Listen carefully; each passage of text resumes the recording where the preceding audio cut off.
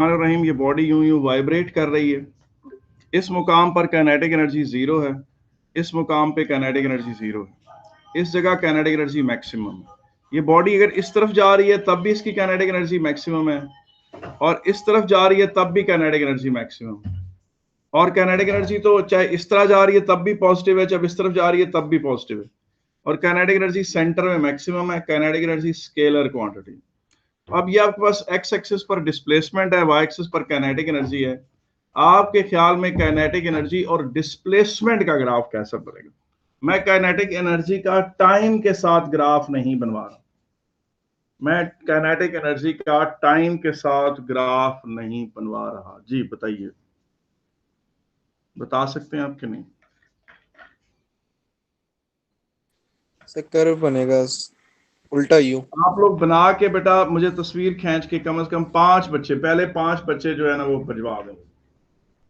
5 बच्चे ये ग्राफ बनाकर मुझे भिजवा दें, मैं बड़ा मशकूर, बड़ा ममनून तो बड़ा मशकूर।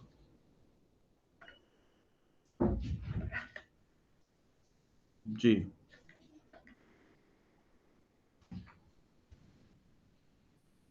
हम्म,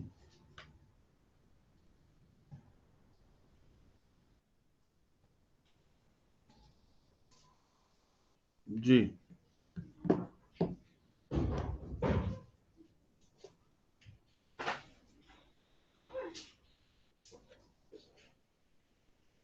तो बंदा मुझे ये ग्राफ बनाकर बता दे कि ये कैसा ग्राफ। जी जी बेटा, इस जगह पर काइनेटिक एनर्जी जीरो, इस जगह पे काइनेटिक एनर्जी जीरो, इस जगह पे काइनेटिक एनर्जी मैक्सिमम। तो ये ग्राफ ऐसा नहीं होगा, ये ग्राफ। नोट करें कि जो वेलोसिटी और डिस्प्लेसमेंट का ग्राफ था वो कैसा था।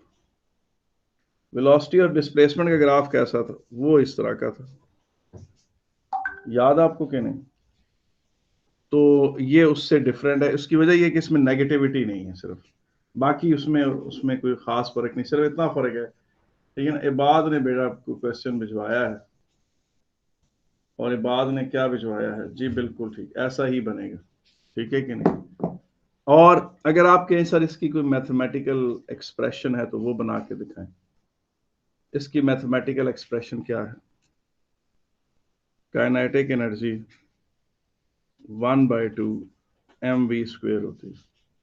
काइनेटिक एनर्जी किसके बराबर होती है? 1/2 mv² के बराबर होती है। और वेलोसिटी के बारे में हमने पढ़ा है कि वो ये होती है।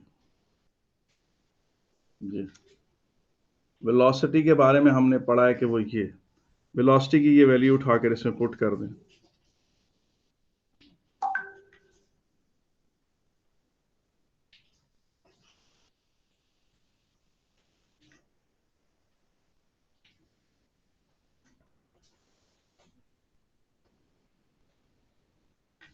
तो ये काइनेटिक एनर्जी की इक्वेशन बन गई। इसको आप इसकी शक्ल देखकर इससे बिल्कुल भी ना घबराएं, ये इस तरह की चीज बन रही है। ठीक है कि नहीं? इस तरह की चीज बन रही है। इस चीज से भी ना बिल्कुल डरने की जरूरत नहीं है। ये चीज आपकी बन गई वाई, और ये पूरी चीज कांस्टेंट्स पर मुश्तमिल है, और ये पूरी चीज भी कांस्टेंट्स पर मुश्तमिल है। तो ये दोबारा यहां लिखता हूं, kinetic energy is equal to 1/2 m⍵² x0² -1/2 m⍵²x²। ये अब आप खुद देखें कि इस चीज को आप y कह लें, इस पूरी चीज को आप a कह लें, इस पूरी चीज को आप b कह लें, तो ये यूं बन, और y is equal to a minus b x square का ग्राफ इस तरह का होता है। कोई मसला तो नहीं है इसमें? ये जनाब आपका काइनेटिक एनर्जी वर्सेस डिस्प्लेसमेंट का ग्राफ आपका बन गया। ठीक है, अच्छा अब आगे चलते हैं। जब ये चीज देखें आप कि यहां पर देखें, ये एक सिंपल पेंडुलम है, अब ये पेंडुलम यूं वाइब्रेट कर रहा है, ऑसिलेट कर रहा है, ये इस तरह से वाइब्रेट कर रहा है, यूं यूं यूं। एन इस मुकाम पर, इस मुकाम पर इसकी जो, इस मुकाम पर इसकी पोटेंशियल एनर्जी क्या है, मैक्सिमम। तो खत्म कर रहे हैं। इस मुकाम पर इसकी पोटेंशियल एनर्जी क्या है, मैक्सिमम है। और इसकी काइनेटिक एनर्जी क्या है, जीरो। ये काइनेटिक एनर्जी दिखाई है मैंने कि काइनेटिक एनर्जी जीरो है और पोटेंशियल एनर्जी क्या है, मैक्सिमम। जब ये इस जगह पर पहुंचता है तो इसकी पोटेंशियल एनर्जी जो है वो ऑलमोस्ट कुछ भी नहीं है और इसकी काइनेटिक एनर्जी क्या है, मैक्सिमम है। ये काइनेटिक एनर्जी। और जब ये इस मुकाम पर पहुंचता है तो इसकी पोटेंशियल एनर्जी दोबारा मैक्सिमम हो जाती है और काइनेटिक एनर्जी जीरो हो जाती है। तो इसका मतलब है इस जगह इसकी पोटेंशियल एनर्जी मैक्सिमम है। और इसकी पोटेंशियल एनर्जी है कैसी, ग्रेविटेशनल पोटेंशियल एनर्जी, वो जो mgh वाली होती है, वो वाली पोटेंशियल एनर्जी नहीं होती जो mgh वाली होती है, वो वाली पोटेंशियल एनर्जी। ठीक है कि नहीं। अगर आप इस रेफरेंस को, अगर आप इस रेफरेंस को जीरो ले लें, ये देखें, ये यूं है और ये यूं इस तरह से ऑसिलेट कर रहा है, ये यूं। अब देखिए ये यूं यूं ऑसिलेट कर रहा है। इस मुकाम, अगर आप इस लेवल को जीरो डिक्लेयर कर दें, इस जगह पर इसकी पोटेंशियल एनर्जी क्या है, मैक्सिमम। और इसकी पोटेंशियल एनर्जी यहाँ मैक्सिमम है और यहाँ इसकी काइनेटिक एनर्जी क्या है, जीरो। इस जगह पर इसकी पोटेंशियल एनर्जी मैक्सिमम है, काइनेटिक एनर्जी जीरो। इस मुकाम पर इसकी काइनेटिक एनर्जी मैक्सिमम है और पोटेंशियल एनर्जी क्या है, जीरो। ठीक है।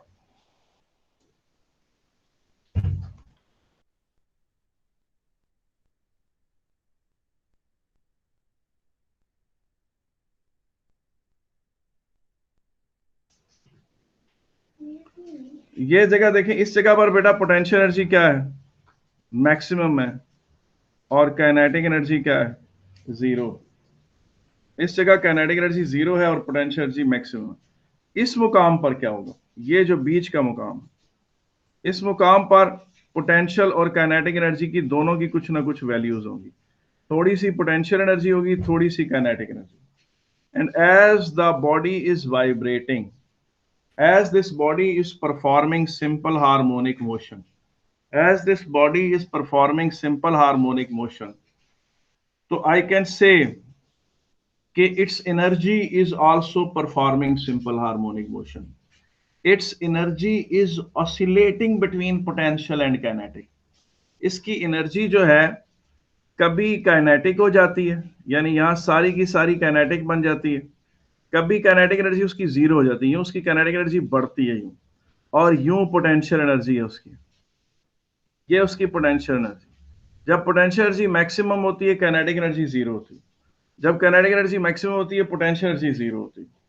और इसकी एनर्जी आपस में यूं होती है। एट एनी टाइम इसकी जो पोटेंशियल एनर्जी प्लस इसकी काइनेटिक एनर्जी इसकी टोटल एनर्जी के बराबर होती है। इसकी पोटेंशियल एनर्जी और इसकी काइनेटिक एनर्जी का जो सम है वो टोटल एनर्जी के बराबर होता है। ठीक है ना। इसकी potential energy plus kinetic energy किसके बराबर होती है, उसका सम किसके बराबर होता है, टोटल एनर्जी के बराबर होता है।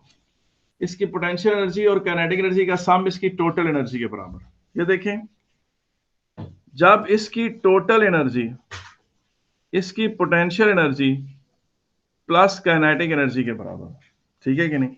अब जब ये वाइब्रेट कर रहा है, यूं यूं यूं यूं वाइब्रेट कर रहा है, इस मुकाम पर जब इसकी काइनेटिक एनर्जी मैक्सिमम है तो इसकी पोटेंशियल एनर्जी जीरो है, तो उस वक्त ये चीज होगी। मैंने आपको बताया था इस चैप्टर में हम जो जीरो नीचे लगाते हैं वो मैक्सिमम के लिए लगाते हैं, यानी कि v वेलोसिटी के लिए सिंबल है और v नॉट बेटा मैक्सिमम वेलोसिटी के लिए, बेटा a एक्सेलरेशन के लिए a नॉट मैक्सिमम एक्सेलरेशन के लिए, x डिस्प्लेसमेंट के लिए x नॉट मैक्सिमम डिस्प्लेसमेंट या एम्पलीट्यूड के लिए, k वेलोसिटी के लिए काइनेटिक एनर्जी के लिए और k zero maximum kinetic energy के लिए। पीई पोटेंशियल एनर्जी के लिए और पीई मैक्सिमम पोटेंशियल एनर्जी के लिए। तो इसका मतलब है जब इसकी पोटेंशियल एनर्जी जीरो होती है तो काइनेटिक एनर्जी मैक्सिमम होती है, और इसकी जो पोटेंशियल एनर्जी है जब वो मैक्सिमम होती है तो इसकी काइनेटिक एनर्जी जीरो होती है। इसकी पोटेंशियल एनर्जी ये बन गई इस तरह से। इसका मतलब ये है कि यूं चीज बन गई कि टोटल एनर्जी किसके बराबर है, potential energy plus kinetic energy के बराबर है, मगर total energy maximum kinetic energy भी बराबर है और total energy maximum potential energy के भी बराबर है। मुझे बताएं, इधर तक किसी ने कोई बात तो नहीं पूछनी जी? इधर तक किसी ने कोई बात पूछनी हो तो मैं हाजिर हूं जी। ठीक है, और ये बात के अलावा और किसी को अगर ना समझ आई हो और किसी को ना, सबको क्लियर है? अब आगे देखें। अब जो काइनेटिक एनर्जी है, टोटल एनर्जी जो है वो है potential energy plus kinetic energy. Total energy किसके बराबर है, potential energy plus kinetic energy के, और total energy maximum potential energy के भी बराबर है, और टोटल एनर्जी जो है वो मैक्सिमम काइनेटिक एनर्जी के भी बराबर है। ये बात है, इस तरह से है। तो टोटल एनर्जी फिर किसके बराबर हुई, के ई maximum potential energy plus kinetic energy. तो पोटेंशियल एनर्जी के लिए एक्सप्रेशन क्या बना, के ई मैक्सिमम माइनस के ई। पोटेंशियल एनर्जी के लिए बेटा एक्सप्रेशन क्या बना, के ई मैक्सिमम माइनस। अच्छा, राहिम ने क्वेश्चन पूछा है कि जब हम क्या कहते हैं एक सिंपल पेंडुलम को यूं वाइब्रेट कर रहे हैं तो हम ये तो नहीं कह सकते कि इसकी जगह इस जगह इसकी पोटेंशियल एनर्जी कंप्लीटली जीरो हो गई है। यार मैं इस चीज को रेफरेंस ले रहा हूं, राहिम मेरा रेफरेंस लेवल ये, मैं हाइट यहां से मेजर कर रहा हूं, इसकी ये हाइट इसकी ये है, ये हाइट इसकी ये है, ये मेरा रेफरेंस लेवल है। क्योंकि मेरा रेफरेंस लेवल ये है इसलिए इस पॉइंट पर मेरी पोटेंशियल एनर्जी जीरो होगी और इस पॉइंट पर मेरी पोटेंशियल एनर्जी मैक्सिमम होगी और इस जगह पर भी मेरी पोटेंशियल एनर्जी मैक्सिमम होगी, जिसको मैं पीई मैक्स या पीई जीरो के साथ भी रिप्रेजेंट करता हूं। ठीक है कि नहीं? तो अब आप ये चीज देखें, अभी आज आपने पढ़ा है कि काइनेटिक एनर्जी की एक्सप्रेशन ये थी,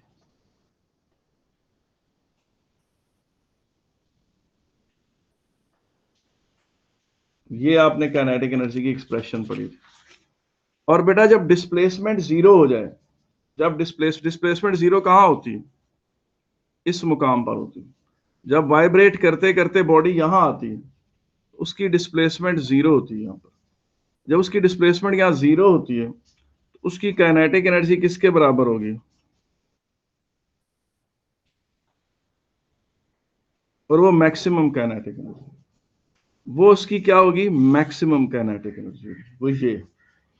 ठीक है, ये उसकी मैक्सिमम काइनेटिक एनर्जी होगी। अब आपने पोटेंशियल एनर्जी के लिए एक्सप्रेशन निकालना है तो आप क्या करें, काइनेटिक एनर्जी मैक्सिमम में से नॉर्मल काइनेटिक एनर्जी माइनस कर दें। काइनेटिक एनर्जी मैक्सिमम में से, ये काइनेटिक एनर्जी मैक्सिमम है, इसमें से नॉर्मल काइनेटिक एनर्जी यानी ये वाली काइनेटिक एनर्जी माइनस कर दें।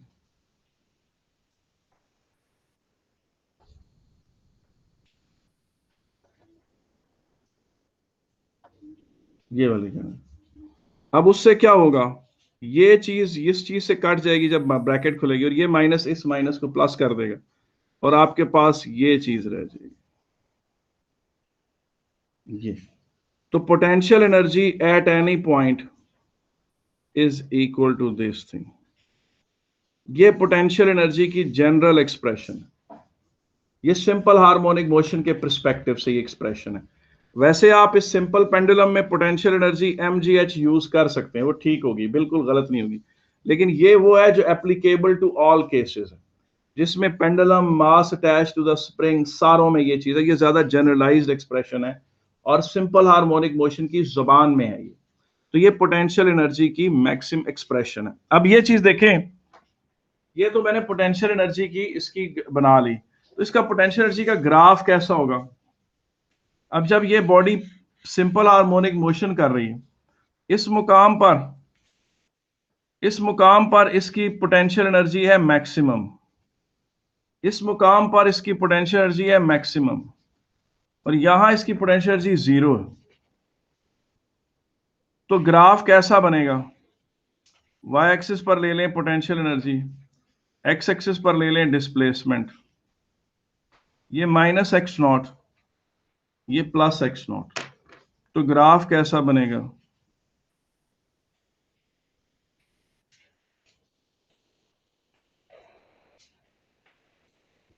यूं बनेगा। कैसा बनेगा?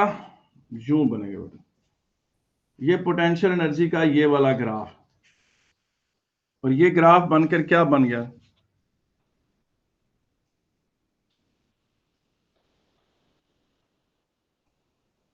और ये y, ये दोनों चीजें कांस्टेंट, और ये चीज एक्स स्क्वायर। तो ये आपका y is equal to a x square करके पोटेंशियल एनर्जी का ग्राफ बन गया। बेटा अभी तक जो आपने पोटेंशियल एनर्जी और काइनेटिक एनर्जी पढ़ी है वो विद रिस्पेक्ट टू डिस्प्लेसमेंट पढ़ी, आपने kinetic energy with respect to time नहीं पढ़ी। आपने काइनेटिक एनर्जी और या potential energy with respect to time नहीं पढ़ी, तो आए वो भी देख लेते हैं, वो देख लेते हैं कि वो क्या हिसाब किताब है। ये देखें, ये बहुत आसान है।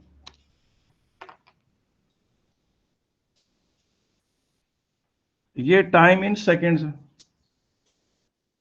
ये वाई एक्सिस पर आप ले लें वेलोसिटी का ग्राफ ले लें।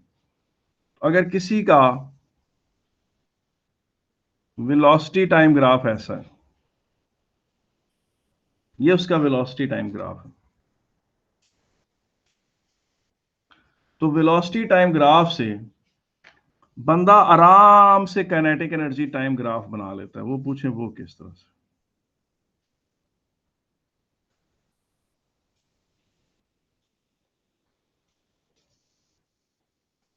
यहां वाई एक्सिस पर हम काइनेटिक एनर्जी ले लेते हैं, ठीक है कि नहीं? जब वेलोसिटी जीरो है, एमओडी क्या मतलब है? सर मॉड लगाते हैं ना। अच्छा हाँ, अच्छा देखिए, जब वो नहीं, मॉड नहीं लगाएंगे, मॉड से कस्प बनता है, यहाँ वो नहीं हम इस्तेमाल करेंगे। जब वेलोसिटी जीरो है तो काइनेटिक एनर्जी भी जीरो है।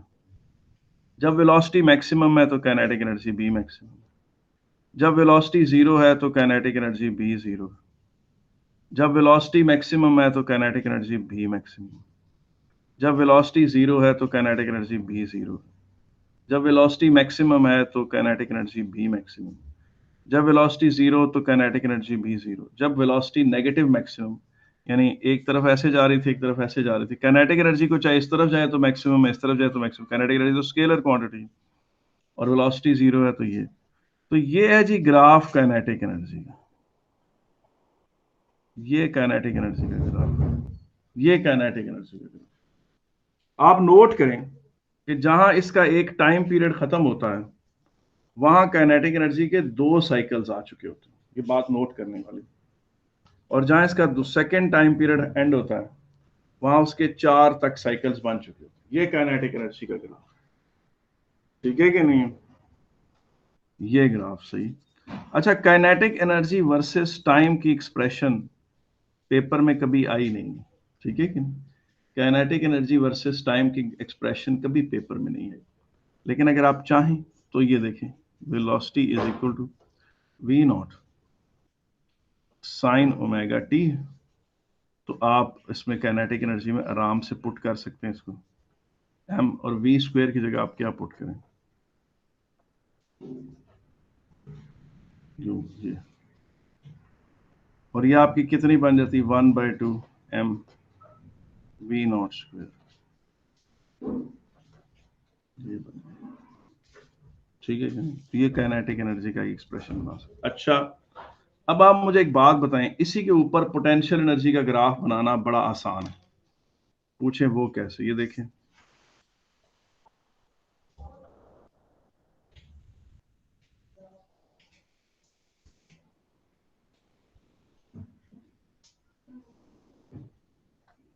ये देखें,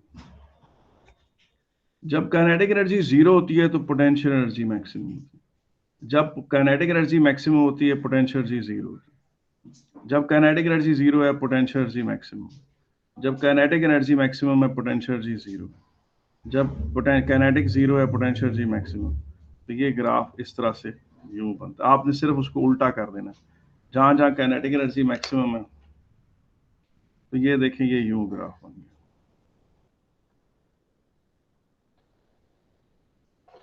ये यूं बन गया। तो ये आपके पास पोटेंशियल एनर्जी का ग्राफ बन गया। और टोटल एनर्जी का ग्राफ कैसा होगा जी? टोटल एनर्जी इनका सम है और अगर कोई एनर्जी जाया नहीं हो रही तो टोटल एनर्जी कांस्टेंट रहती है। टोटल एनर्जी क्या रहती है? कांस्टेंट रहती है। वो sum of potential energy plus kinetic energy. वो खाली पोटेंशियल एनर्जी मैक्सिमम के भी बराबर है और वो काइनेटिक एनर्जी मैक्सिमम के भी बराबर है। और इस तरह से काइनेटिक एनर्जी और ये एनर्जी का ग्राफ बेटा ये यहां पर जो है ना ये चीज इस तरह से, ठीक है कि नहीं? अच्छा, अगर आपके पास डिस्प्लेसमेंट का ग्राफ दिया हुआ हो तो ये देखें, ये आपके पास डिस्प्लेसमेंट का किसी ने ग्राफ बनाया हुआ, ये टाइम, ये डिस्प्लेसमेंट। डिस्प्लेसमेंट का ग्राफ आपके सामने ऐसे ऐसे बना हुआ, तो उससे भी काइनेटिक एनर्जी का विद रिस्पेक्ट टू टाइम बनाना बहुत आसान है। पूछे कैसे बोला? आपको ये बात तो पता है कि जब बॉडी वाइब्रेट करती है, जब बॉडी यूं यूं वाइब्रेट करती है, तो उसके सेंटर में उसकी डिस्प्लेसमेंट जीरो होती है और जहां उसकी डिस्प्लेसमेंट जीरो होती है वहीं उसकी वेलोसिटी मैक्सिमम होती है और वहीं उसकी काइनेटिक एनर्जी मैक्सिमम है। तो जहां जहां डिस्प्लेसमेंट जीरो है उन उन सब मुकामात पर काइनेटिक एनर्जी मैक्सिमम। उन सब मुकामात पर काइनेटिक एनर्जी क्या है? मैक्सिमम है। और जहां जहां डिस्प्लेसमेंट मैक्सिमम है, जहां जहां डिस्प्लेसमेंट ये एंड पॉइंट्स हैं, यहां यहां डिस्प्लेसमेंट्स मैक्सिमम है और वो इन पॉइंट्स को कॉरस्पॉन्ड करते हैं। इन जगहों पर वेलोसिटी जीरो है, इन जगहों पर वेलोसिटी जीरो है तो काइनेटिक एनर्जी जीरो है। और ये इस तरह भी नजर आता है कि डिस्प्लेसमेंट टाइम ग्राफ की जो ग्रेडियंट होती है वो वेलोसिटी होती है, तो यहाँ ग्रेडियंट क्या है? जीरो है। यहाँ भी ग्रेडियंट जीरो है, यहाँ भी ग्रेडियंट जीरो है, यहाँ भी ग्रेडियंट जीरो। तो फिर काइनेटिक एनर्जी का ग्राफ इस तरह का होगा,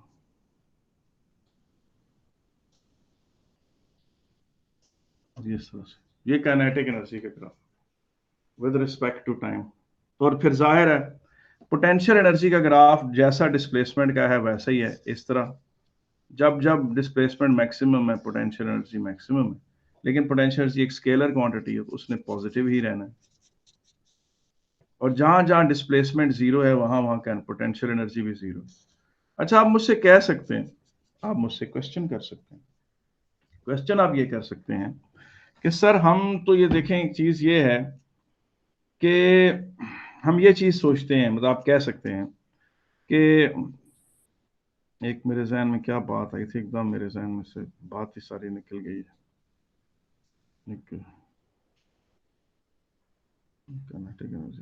हाँ हाँ जी, बात ये थी, आप मुझसे ये क्वेश्चन कर सकते हैं कि सर अगर एक बॉडी, ये सिंपल पेंडुलम, ये यूं यूं वाइब्रेट कर रहा है, तो यहाँ तो इसकी तो समझ आती है कि इसकी यहाँ पोटेंशियल एनर्जी मैक्सिमम है, यहाँ इसकी पोटेंशियल एनर्जी मैक्सिमम है। लेकिन आप mass attach to the spring में पोटेंशियल एनर्जी का क्या कॉन्सेप्ट लेकर आए? ये फर्ज करें स्प्रिंग है, ये अपनी नेचुरल लेंथ पे पड़ा हुआ है, ये उसका मास यहाँ इसके साथ अटैच्ड है। तो आप ये चीज देखें कि आप इसको यहां से घसीट के यहां ले गए और यहां से आपने इसको छोड़ दिया, तो ये फिर वाइब्रेशंस परफॉर्म करता है। ये यूं आता है, फिर ये यूं आता है, फिर ये अपने मोमेंटम की वजह से यहाँ रुकता नहीं है, आगे चला जाता है। और ये इसकी जो मेन पोजीशन थी ये इस तरह करने बोलते हैं, इसके साथ ही यहाँ पर हम रुको इस तरह कर कि ये अपनी मेन पोजीशन पे रुकता नहीं है, अपने इनर्शिया की वजह से और आगे आता है और स्प्रिंग को क्या करता है? कंप्रेस करना शुरू करता है, फिर और आगे आता है, फिर और कंप्रेस करता है, और फिर यहाँ से वापसी का सफर है। यानी इस तरह वाइब्रेट करता रहा। यहाँ पर जो इसके पास पोटेंशियल, अगर इसकी वेलोसिटी यहाँ जीरो है और वेलोसिटी इसकी यहाँ जीरो होती है तो काइनेटिक एनर्जी इसकी क्या है? जीरो है। यहाँ इसके पास कौन सी पोटेंशियल एनर्जी है? Elastic potential energy. इसके पास यहाँ पर क्या है, इलास्टिक पोटेंशियल एनर्जी है। इसके पास यहाँ पर क्या है, इलास्टिक पोटेंशियल एनर्जी, और इसके पास फिर यहाँ potential energy plus kinetic energy का सम है। यहां पर इसकी काइनेटिक एनर्जी मैक्सिमम, यहां पर इसके पास पोटेंशियल और प्लस काइनेटिक एनर्जी का सम है। यहां पर इसके पास मैक्सिमम इलास्टिक पोटेंशियल एनर्जी। तो पता चला कि जो mass attach to the spring है, उसमें भी जब एक बॉडी यूं यूं वाइब्रेट कर रही है, तो उसके एंड पॉइंट्स पर ही उसकी इलास्टिक पोटेंशियल एनर्जी मैक्सिमम है इन जगहों पर। तो ये थी जो कहानी थी आज की, जो मैंने आपको सुनानी थी, ठीक है कि नहीं। इसके बाद जो सिंपल हार्मोनिक मोशन रह गया वो थोड़ा सा रह गया, वो सारा पूछे कौन सा है, वो डैम्पिंग के ऊपर है और क्या कहते हैं, डैम्पिंग से रिलेटेड है। डैम्पिंग क्या होती है वो भी बता देता हूं आपको। मुझे बताएं, यहां तक किसी को कोई मसला हो तो मैं हाजिर हूं। अच्छा, अब आ जाए जी डैम्पिंग।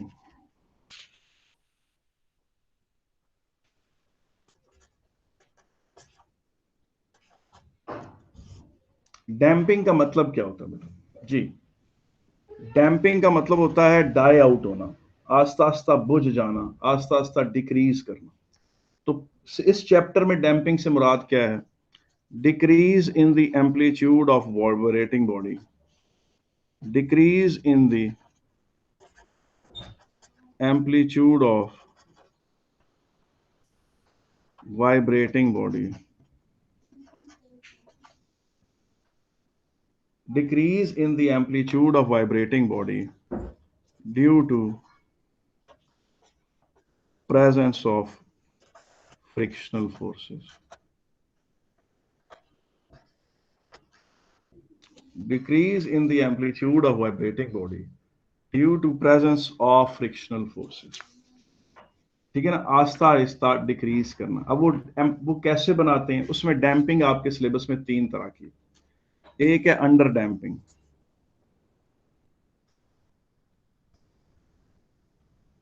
अंडर डैम्पिंग को ही कहते हैं लाइट डैम्पिंग। क्या कहते हैं? लाइट डैम्पिंग, ठीक है कि नहीं है। और इसमें कैसे होता है, जिस तरह के फर्ज करें कि ये एक सिंपल पेंडुलम, ये वाइब्रेट करते करते करते करते करते करते आस्ता आस्ता रुक जाता है। तो अंडर डैम्पिंग या लाइट डैम्पिंग में फ्रिक्शनल फोर्सेस होते हैं कम, इतने ज्यादा नहीं होते कि वो बॉडी की मोशन ही रोक दें। तो लाइट डैम्पिंग ही आपके सिलेबस में ज्यादा आती है आपके पास। ये देखें, ये आपने ना ऐसे बनाना है इसका ग्राफ, ये टाइम, यहां पर आपने डिस्प्लेसमेंट दिखानी, ठीक है कि सबसे पहले आपने टाइम पीरियड नोट करना है। ये टाइम पीरियड है, फिर उसी के बराबर 2t, जितनी ये लेंथ है उतनी लेंथ यहां रखनी, फिर उसके बाद यहां तक 3t। फिर आपने क्या करना है, फिर आपने ऐसे डॉटेड लाइन लगानी। डॉटेड लाइन होती है एनवलोप, डॉटेड लाइन लगा लिया ये आपने, और इसी तरह की डॉटेड लाइन आपने यूं लगा दी, ऐसे लगा ली। अब आप इसके अंदर डिस्प्लेसमेंट टाइम ग्राफ बनाएं यूं करके। तो ये जो है बेटा, ये है लाइट डैम्पिंग। आप कहना चाह रहे हैं कि ये बॉडी आस्ता आस्ता अपनी एनर्जी लूज कर रही है, और जब ये आस्ता आस्ता अपनी एनर्जी लूज कर रही है तो इसका एम्पलीट्यूड डिक्रीज हो रहा है। इसे कहते हैं लाइट डैम्पिंग या अंडर डैम्पिंग।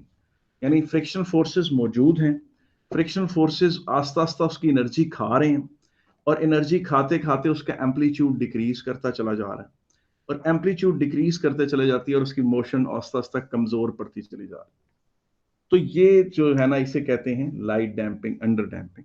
बाज का वो कहता है कि जी फर्श करें, ये देखें ये पेंडुलम, वो कहता है मैंने इसके साथ एक कार्ड अटैच कर दिया, कार्ड लगा दिया। कार्ड लगा देने से क्या होता है, अब जाहिर है एक चीज आप देखें, एक चीज वाइब्रेट कर रही है यूं यूं यूं यूं, और उसका आपने उसके साथ सरफेस एरिया बढ़ा दिया ऐसे ऐसे करके, तो आप इस तरह करके आपने उसके लिए एयर रेजिस्टेंस बड़ी कर दी। अगर पेंडुलम के साथ कुछ, ये पेंडुलम बॉब है और ये पेंडुलम बॉब है, ये आप इसके साथ एक इस तरह करके कागज लेते हैं, कार्ड लेते हैं, कार्ड में सुराख करते हैं, इसमें पेंडुलम बॉब लगाते हैं, ये थ्रेड है, थ्रेड को यहाँ स्टेपल कर देते हैं। अब ये जब पेंडुलम बॉब ऑसिलेट करेगा उस कार्ड के साथ, तो इसकी फ्रिक्शन फोर्सेस बढ़ जाएंगे, इसे कहते हैं increasing the degree of damping. इसे क्या कहते हैं? Increasing the degree of damping. इसका क्या मतलब है कि आपने फ्रिक्शनल फोर्सेस को बढ़ा दिया। इसे क्या कहते हैं? Increasing the degree of damping. तो उसको कैसे बनाते हैं? यही डॉटेड लाइन थोड़ी सी और नीचे ले जाएं यूं करके, और वो इसी डॉटेड लाइन को यूं और ऐसे नीचे कर दें और उसके बीच में बना दें। अब आप नया ग्राफ आपका ये बनेगा। वो बताना चाह रहा है कि फ्रिक्शन फोर्सेस इतने बढ़ गए हैं कि एम्पलीट्यूड ज्यादा तेजी से कम होना शुरू हो गया। इसे कहते हैं increasing the degree of damping. इसको, ये ग्राफ जब बच्चों को बनाने को मिलता है तो जो बच्चे इसके एक्सपर्ट नहीं होते वो इसको इस तरह बना देते हैं। ये देखें, वो इसको इस तरह बना देते हैं, वो ना ऐसे ऐसे इसको बना के फारिग हो जाते हैं। वो ये बात भूल जाते हैं कि जब एक बॉडी डैम्पिंग में हो, आस्ता आस्ता उसका एम्पलीट्यूड कम हो रहा हो, तो उसके टाइम पीरियड पे बहरहाल फर्क नहीं पड़ रहा होता। ये जो डिस्टेंस है और ये लेंथ बराबर होनी चाहिए, ये उनकी बराबर नहीं होती है। देखिए टाइम पीरियड उन्होंने डिक्रीज कर दिया, दिखाया ना कि यहाँ ज्यादा टाइम पीरियड दिखा रहे हैं या कम टाइम पीरियड, या उससे कम। एग्जामिनर ये चीज नोट कर रहा होता है और फौरन काटा मार देता। क्या मतलब ये है कि मैंने आपको पहले बताया था ना कि बॉडी का टाइम पीरियड नहीं चेंज होता, भले वो यूं वाइब्रेट करे, भले वो यूं वाइब्रेट करे, उसके टाइम पीरियड पे फर्क नहीं पड़ता और ना ही उसकी फ्रीक्वेंसी पे फर्क पड़ता।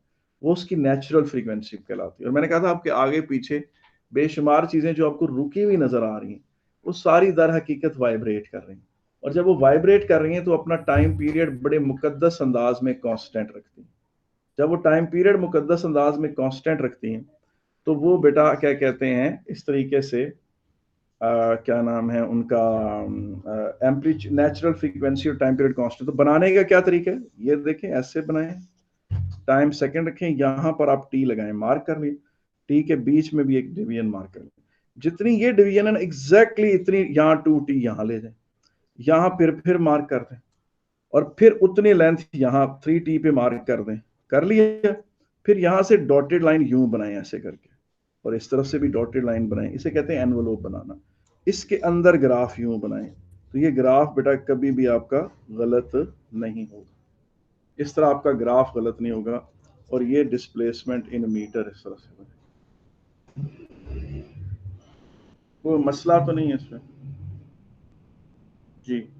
इसमें कोई मसला तो नहीं। ये बनाना, पास का ये ग्राफ बना हुआ होता है और वो आपसे कहता है कि मैंने फ्रिक्शनल फोर्सेस को बढ़ा दिया है, और फ्रिक्शनल फोर्सेस को बढ़ा दिया है तो अब क्या होगा? आपने उसी के अंदर यूं बनाना होता है, उसको दिखाना होता है कि एम्पलीट्यूड और कम हो गया। तो ये आप इसे कहते हैं increasing the degree of damping, कि फ्रिक्शनल फोर्सेस के बढ़ जाने से वो ऑसिलेशन जो पहले 10 ऑसिलेशन करके उसने रुकना था, अब वो 5 ऑसिलेशन करके रुक जाएगी। बेटा ये सबसे ज्यादा पूछी जाने वाली आपके सिलेबस में है ऑसिलेशन। एक चीज है जो आपके सिलेबस में लिखी हुई तो है, बड़े शोर शोर से लिखी हुई है, मगर उस पर बहुत डायरेक्ट क्वेश्चन मैंने कभी नहीं देखा। पिछले 30 सालों में एक दो क्वेश्चन ही देखे हैं, वो भी मैं आपको बता देता हूँ। वो देखें वो क्या है, ये देखें,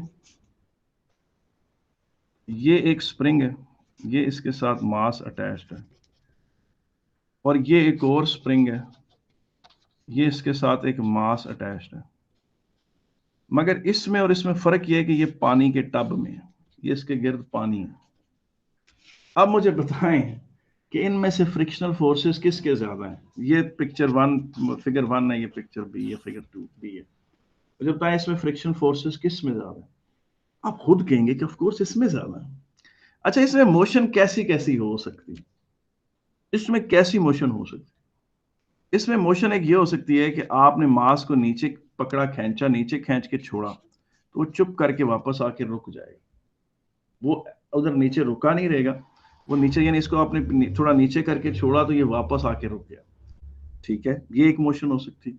या आपने इसको थोड़ा नीचे खींचा, ऐसे नीचे खींचा, तो ये यूं आके रुक गया, बस थोड़ा सा ऊपर गया, ऐसे यूं कह लें कि यूं था, आपने इसको नीचे किया, छोड़ा तो ये चुप करके वापस आ गया। या यूं ऐसे कर लें, इसको यूं छोड़ा, यहाँ था, यूं छोड़ा, ये चुप करके वापस आ गया।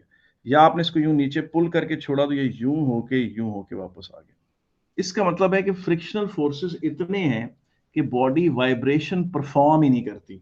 मगर फ्रिक्शन फोर्सेस इतने नहीं है कि वो वापस नहीं आ सकती। यानी जब उसको डिस्प्लेस किया जाता है अपनी मेन पोजीशन से, तो वो चुप करके अपनी पोजीशन पे वापस आ जाती है, या यूं आ जाती है या थोड़ा सा यूं हिल के वापस आ जाती है।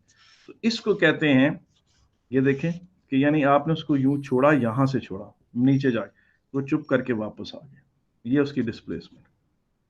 या बहुत उसने हद तीर मारा तो वो यहां से यूं होके वापस आ गया, जिसका मतलब है ये उसकी डिस्प्लेसमेंट वेक्टर्स ये है, ये उसकी डिस्प्लेसमेंट, यहाँ एक्स उसका डिस्प्लेसमेंट। या आपने उसको थोड़ा सा ऊपर करके छोड़ा तो चुप करके वापस आ गया, ठीक है कि नहीं।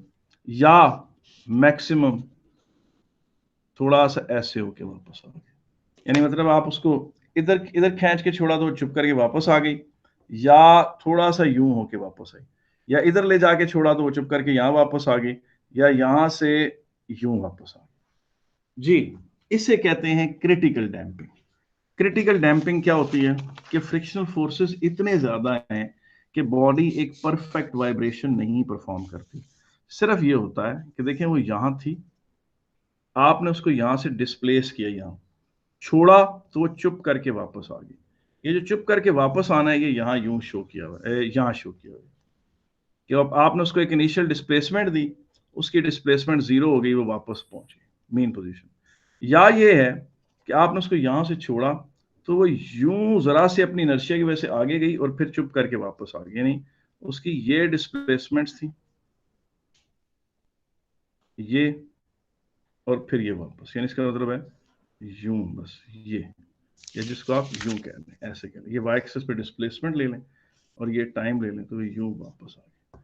अच्छा, या ये था कि आपने उसको यहां से छोड़ा, या आप इधर थी, बॉडी इधर पड़ी थी, आपने उसको यूं घसीटा, छोड़ा तो वो यूं वापस आ गई है। सिर्फ ये चीज आप ऐसे कह सकते हैं कि इसको आप नेगेटिव डिस्प्लेसमेंट दिखा दें कि वो यूं होकर यूं होकर यूं होकर, ये चीज आप ऐसे ग्राफ में यूं शो कर सकते हैं, यूं, ये टाइम है, ये डिस्प्लेसमेंट। इसका मतलब है कि क्रिटिकल डैम्पिंग, क्रिटिकल डैम्पिंग बेटा ये होती है जिसमें फ्रिक्शनल फोर्सेस इतने ज्यादा होते हैं कि बॉडी एक परफेक्ट वाइब्रेशन परफॉर्म नहीं करती।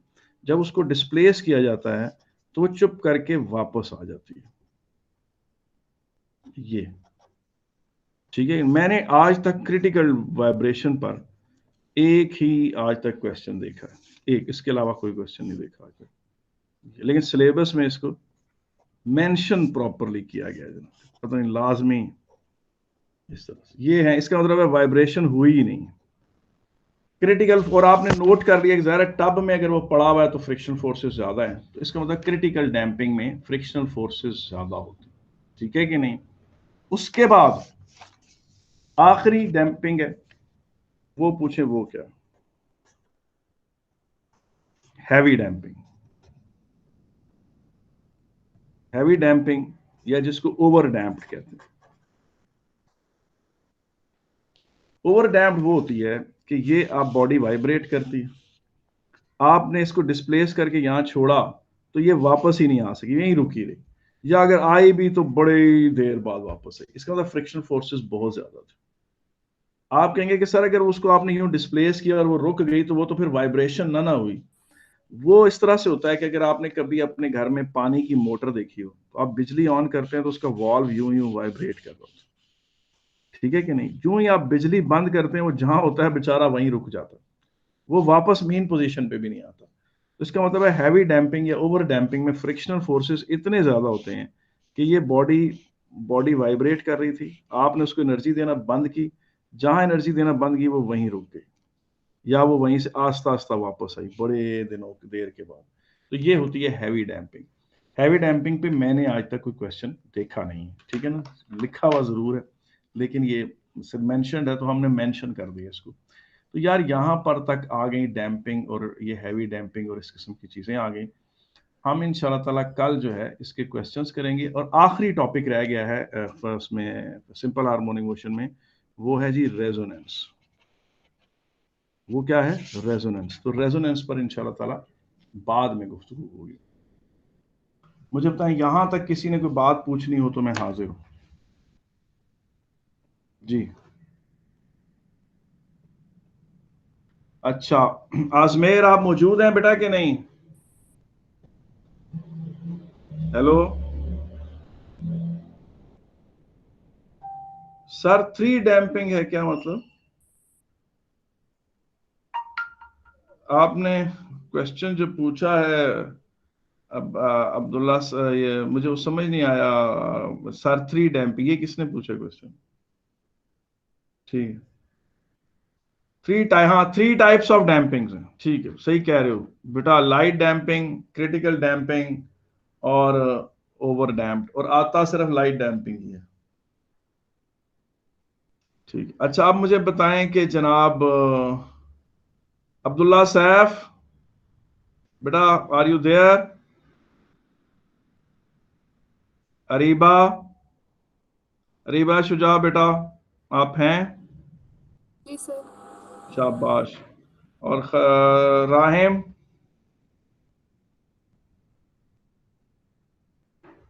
सुभान, सुभान, शाबाश।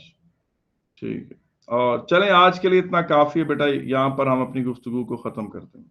ठीक है, इजाजत आप सब लोग। ओके बेटा, अल्लाह हाफिज, अल्लाह हाफिज, अल्लाह हाफिज सर। अल्लाह हाफिज।